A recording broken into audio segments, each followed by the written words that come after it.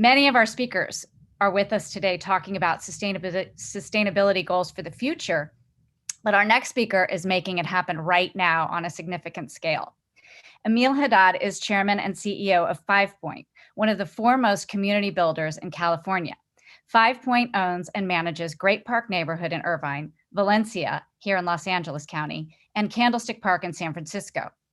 Together, they will deliver approximately 40,000 residential homes, 23 million square feet of commercial space, and create 290,000 jobs. Just this week, Emile was featured on CNBC for his company's trailblazing sustainability efforts in Los Angeles County.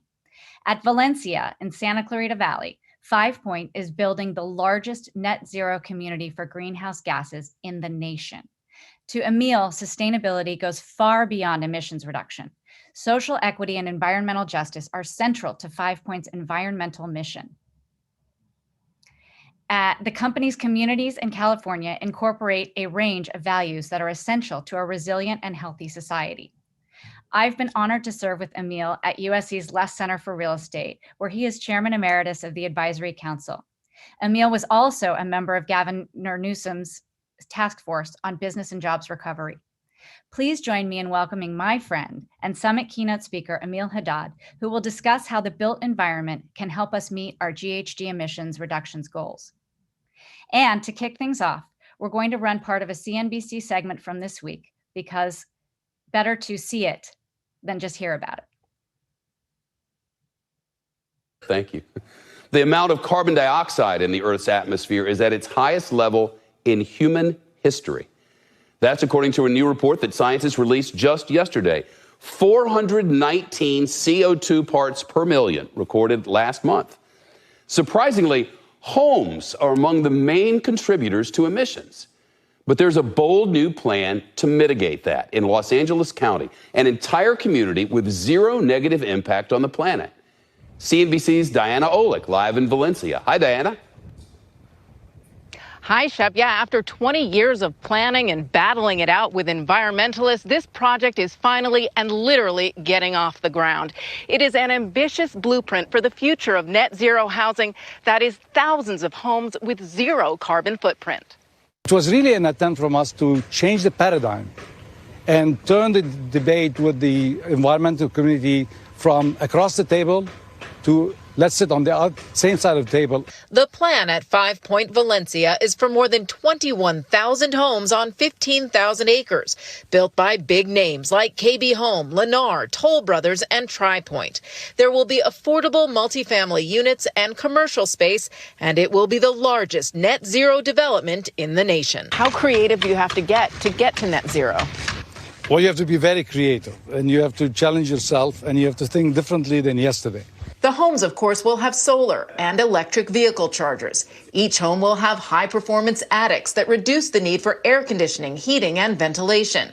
The neighborhood's pools will be heated through geothermal exchange technology. Recycled wastewater will be used for all irrigation through high-tech sewer pump stations, and landscaping will be drought-tolerant and low-combustible. But all that is not enough to get to net zero, so developers are earning carbon credits in creative ways. A methane capture program at a California dairy farm, installing rooftop solar in disadvantaged neighborhoods in LA County, and FivePoint acquired the state's 170-acre Pine Creek forest, adding a permanent conservation easements. It's even replacing traditional three-rock cook stoves in sub-Saharan Africa with clean-burning stoves, and saving California's endangered spine flower by carving out preserves for it at the development. We have demographics that are going to want to be in communities that are environmentally responsible.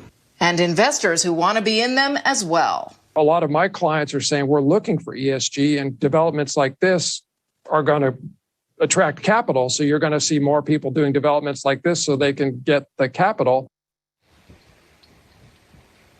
Now, Burns says he agrees there will be big demand here from millennials because while their baby boomer parents like to brag about the McMansions, they like to brag about their environmental awareness. Shep? Diana Olick, thanks so much.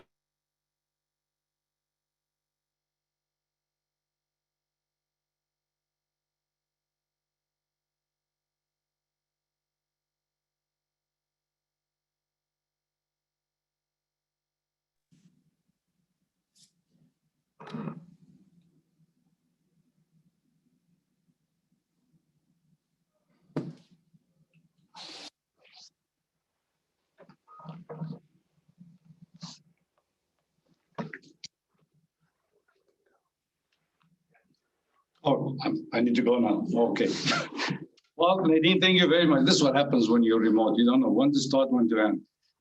Nadine, thank you very much. It's always nice to see you. And I hope that soon we'll see each other in person rather than remote.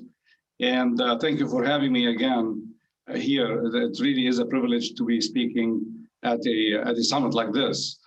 I hope that you both and everyone else who's listening shares the same pride we share in watching this video. Whereas the whole world is talking about how do you get to a net zero, we are actually doing it here in Los Angeles County. And we're hoping that the spotlight will be put not on our community, but on the county itself, which has been a leader for centuries, for a lot of things that have changed the world. But for decades, the focus of the business environment on financial return has come at the expense of the environment. And the drive to create more efficiency by has actually created a culture of fear within organizations and has eroded the loyalty of what I believe is the most important stakeholder for any organization, and that's its worker. And the monolithic profile in the workplace has created a place of more as an exclusivity place rather than inclusivity place. Well, at FivePoint, a group of us over 20 years ago came together because we believed that things needed to change. We believed that the world is going to have to start looking at things differently. And along the way, we were joined by a lot of others that joined the journey. And the feeling within the company was more a feeling of a movement rather than a corporation. And the energy that I would see every day is an energy of people feeling like they're going to make a difference. Today, when you look at this segment of CNBC, it makes me feel like all of that effort is now starting to become realized. The topic of ESG, which is what was mentioned here, has now moved to the top of the agenda in every boardroom. And the amount of capital that is going into ESG, which is environmental, social, and governance, has expanded exponentially. Since 2012, the amount of assets that are ESG assets have now gone more than 800% up. And I believe this is the tip of an iceberg. Now, for us, it has always been our focus. It is in our DNA. And I think that what happened to all of us in 2020 is, as much as the focus was on the pandemic, there were lots of things that actually came as a result of the pandemic. We saw the erosion. We saw the exposure of social inequities. We saw what happens when all of a sudden carbon emission machines come to a halt, and that the environment actually has a chance to start recovering. We also saw that as people started working remotely, companies that have strong culture did much better than companies that didn't. As a matter of fact, a lot of companies today are reporting that the efficiency while people were working remotely is higher than before that. For us, that is actually the most important thing we focus on in the company. We did all of that, and we do all of that because we believe that that's what our children wanted us to do. We build inclusive community rather than exclusive community, multi-generation, diversified communities. We partnered with public schools to build state-of-the-art schools that give equal access to kids, where children that speak with different tongues can actually have common dreams. We partnered with the environmental community to restore wildlife corridors and revive species. We believe in all of that because we believe that's what the future generation is going to want us to do. And to us, it feels like the world is starting to come to us, that everything that we've been talking about for the last 20 years starting to come together. And it's very exciting because doing it alone is not going to actually make a difference. But when we start all believing in the same thing, when capital starts aligning its interests with the environmental initiative, and the environmental initiative realizes that the silo of fixing things environmentally is not going to help the social inequities. And therefore, we need to start looking at the three-legged stool. Those are the things that are going to make a difference for us in the world. We saw the result of what happens when government collaborates with private companies. Vaccine gets created in record time, and people's lives get saved. We at this company believe that the only way going forward is collaboration. And for that, I want to thank the LABC.